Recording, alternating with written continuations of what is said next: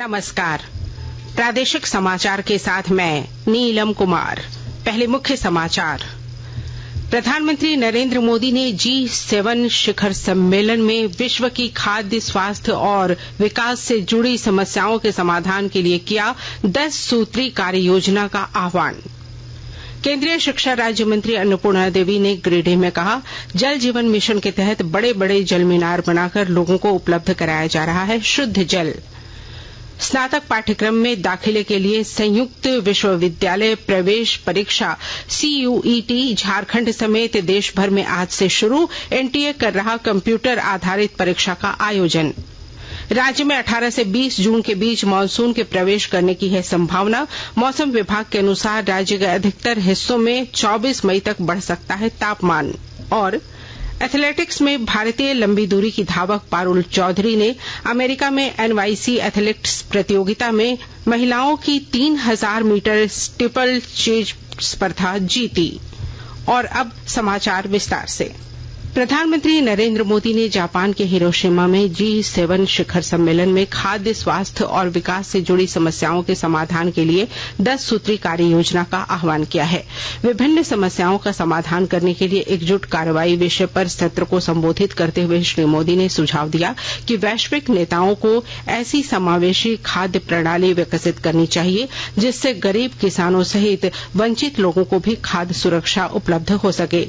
प्रधानमंत्री ने कहा कि हिंद प्रशांत क्षेत्र की सुरक्षा और सफलता पूरी दुनिया के लिए महत्वपूर्ण है।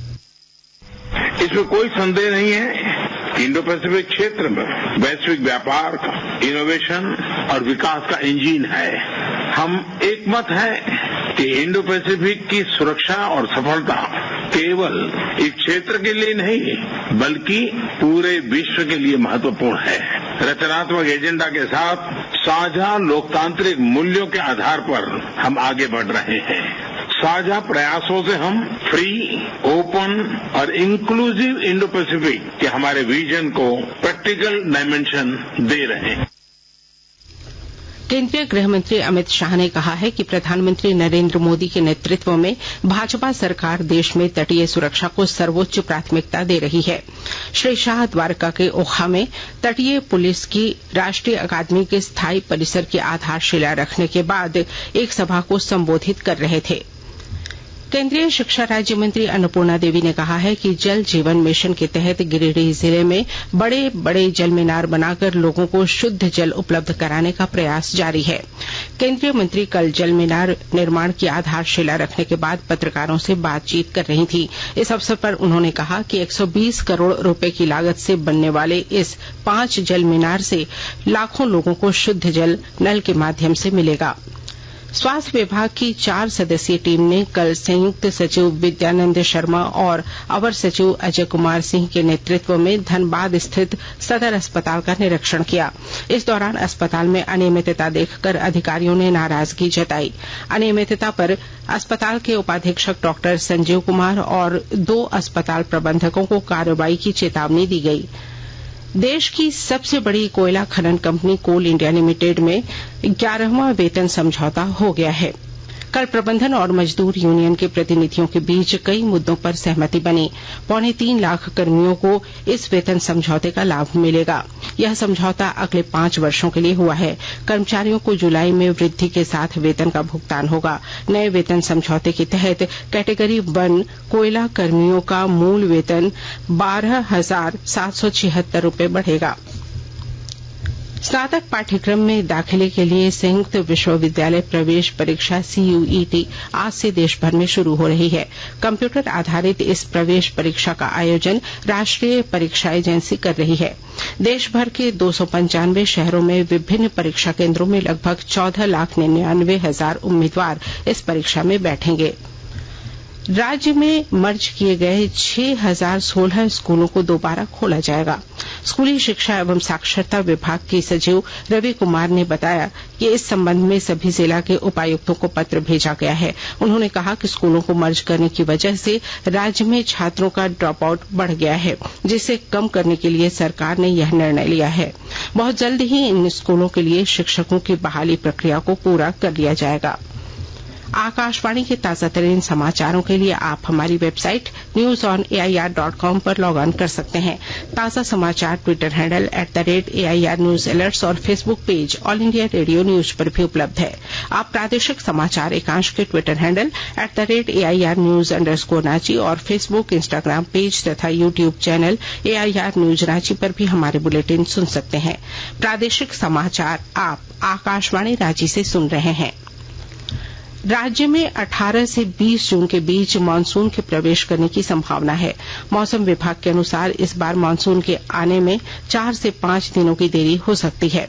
इधर राज्य में लगातार तापमान में वृद्धि जारी है। हालांकि मौसम विभाग के अनुसार राज्य के उत्तर पूर्वी और दक्षिण पूर्वी भागों में 24 मई तक आंशिक बादल के साथ मेघ गर्जन की संभावना है। इस दौरान 30 से 40 किलोमीटर प्रति घंटे की रफ्तार से सतही हवा भी बह सकती है, जिसे लेकर येलो अलर्ट जारी किया गया है। 2000 रुपए के नोट बदलने की प्रक्रिया 23 मई से बैंक शाखाओं में शुरू होगी। इस संबंध में नोट बदलने का प्रारूप सभी बैंकों को भेज दिया गया है। नोट बदलने के दौरान लोगों को काउंटर पर मूल वैध पहचान पत्र दिखाना अनिवार्य है। इसके लिए 6 दस्तावेजों जैसे Aadhaar card, driving licence, voter ID card, passport, NREGA card और जनसंख्या रजिस्टर में से कोई एक दिखाना होगा। देश के 150 जिलों में से कोडरमा जिले को भी ड्राई जोन के रूप में चिन्हित किया गया है। विस्तृत ब्यौरा दे रहे हैं हमारे संवाददाता। कोडरमा जिले में भीषण गर्मी के साथ जल संकट गहराने लगा है। नदी, तालाब और पोखरों के सूखने का सिलसिला बदस्तूर जारी है। इसके अलावे कई नलकूप पूरी तरह से सूख चुके हैं तो कई कुएं सूखने के कागार पर है। पिछले एक पखवाड़े से कोडरमा जिले में भयंकर गर्मी पड़ रही है, जिसके कारण तमाम जल स्रोत सूखने लगे हैं। हालांकि इन सब से निपटने के लिए जिला प्रशासन की ओर से तमाम उपाय किए जा रहे हैं। नदी तालाबों के गहरीकरण का कार्य किया जा रहा है। कोडरमा उपायुक्त आदित्य रंजन ने लोगों से पानी की फिजूल खर्ची रोकने के साथ साथ जल संरक्षण के तमाम उपायों को अपनाने की अपील की है। गजेंद्र बिहारी सिन्हा, आकाशवाणी समाचार, कोडरमा। एथलेटिक्स में भारतीय लंबी दूरी की धावक पारुल चौधरी ने कल अमेरिका के न्यूयॉर्क में ट्रैक नाइट NYC एथलेटिक्स प्रतियोगिता में महिलाओं की 3000 मीटर स्टीपल चेज प्रतिस्पर्धा जीत ली है। पारुल चौधरी ने इस महीने की शुरुआत में लॉस एंजलिस में एक प्रतियोगिता में महिलाओं के 5000 मीटर राष्ट्रीय रिकॉर्ड को तोड़ा था। और अब अखबारों की सुर्खियां। रांची से प्रकाशित सभी प्रमुख अखबारों ने कोयला कर्मचारियों के 11वें वेतन समझौते की खबर को पहले पन्ने पर प्रमुखता से प्रकाशित किया है। प्रभात खबर ने स्वास्थ्य मंत्री बन्ना गुप्ता द्वारा विधायक सरयू राय के खिलाफ चाईबासा व्यवहार न्यायालय में किए गए मानहानि के मुकदमे की खबर को पहले पन्ने पर जगह दी है। हिन्दुस्तान ने झारखंड से हज यात्रा पर जाने वाले लोगों को राज्य सरकार द्वारा अपने खर्चे पर कोलकाता भेजे जाने वाली खबर को पहले पन्ने पर प्रकाशित किया है। दैनिक भास्कर ने कर्नाटक में नए मुख्यमंत्री के रूप में सिद्धरमैया के शपथ ग्रहण के दौरान विपक्ष के शक्ति प्रदर्शन को पहले पन्ने पर जगह दी है।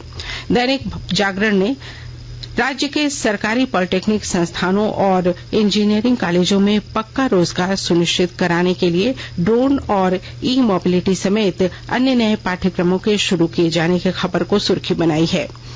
अंग्रेजी अखबार हिंदुस्तान टाइम्स और संडे टाइम्स ने प्रधानमंत्री नरेंद्र मोदी के जापान दौरे की खबर को प्रमुखता से प्रकाशित किया है।